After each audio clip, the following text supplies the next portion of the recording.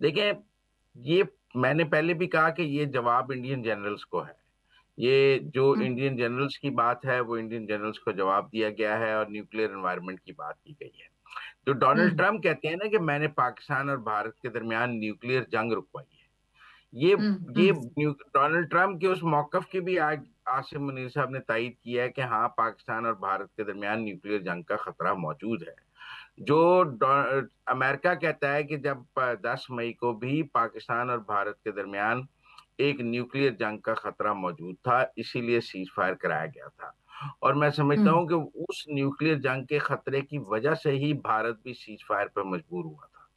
आज भी हुँ, आसिम मुनीर साहब ने साफ बात की है, अगर हम पर हमला करोगे तो जवाब न्यूक्लियर से हो सकता है। हम ये नहीं हुँ, है कि हम कभी भी ये नहीं कह रहे कि हम न्यूक्लियर इस्तेमाल नहीं करेंगे। हम कभी भी ये नहीं कह रहे कि हमारी कोई फर्स्ट यूज़ पॉलिसी नहीं है। तो न्यूक्लियर डेटरेंस ही पाकिस्तान का डेटरेंस है। पाकिस्तान का दिफ़ा उसके एटम बम में ही है। अगर कोई हुँ, पाकिस्तान का दिफ़ा एटम बम से बाहर ढूँढ रहा है तो वो गलत सोच रखता है। दिफा एटम बम के अंदर ही है और सारे पाकिस्तान का दिफा एटम बम की तनाजुर में ही किया जाएगा। मेरे ख्याल में ये हुँ, एक बड़ी वाज़ेह पॉलिसी है पाकिस्तान की, जिसको आसिम मुनीर जो है बार-बार दुनिया के सामने एक्सप्लेन कर रहे हैं। उन्होंने आज इंडियन जनरल्स को भी एड्रेस किया और मेरे ख्याल में दुनिया की सारी दीगर ताकतों को भी समझ आ गई होगी कि अगर भारत कोई जंग का माहौल बनाएगा, तो उसके यही नताइज होंगे। अब ये बात इस वक़्त करनी क्यों ज़रूरी थी? वो इसलिए हुँ, ज़रूरी हुँ, थी कि एक टू फ्रंट वॉर की बात की जा रही थी कि एक तो पाकिस्तान और हुँ, अफ़गानिस्तान के दरमियान कशीदगी जारी है। पाकिस्तान हुँ, अफ़गानिस्तान में सर्जिकल स्ट्राइक्स कर रहा है।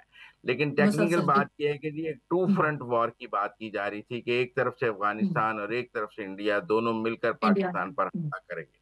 हमला उस करेंगे, टू बिल्कुल। फ्रंट वॉर को के का जवाब था आज आसिम मुनीर का कि जब हम हुँ, अफ़गानिस्तान के साथ एंगेज हैं और अगर भारत कोई एडवेंचर करने की कोशिश करेगा, तो that will lead to a nuclear. लिहाज़ा भारत ने हुँ, सोच हुँ, समझ के, क्योंकि पिछले दिनों आपने देखा होगा कि हमने सियालकोट का एयरपोर्ट बंद किया था, क्योंकि इंडियन एयर फ़ोर्स फ़ज़ा में थी सियालकोट सेक्टर में, जिसके जवाब हुँ, में पाकिस्तान एयर फ़ोर्स भी फ़ज़ा में गई और एक स्टैंड ऑफ जी, हमने फिर दोनों एयर फ़ोर्स का देखा, लेकिन चूँकि इंडियन एयर फ़ोर्स ने कोई एक्टिविटी नहीं की, वो अपनी तरफ ही रहे और पाकिस्तान एयर फ़ोर्स ने अपनी तरफ रही, लेकिन दोनों की एयर फ़ोर्सेस फ़ज़ा में देखी गईं।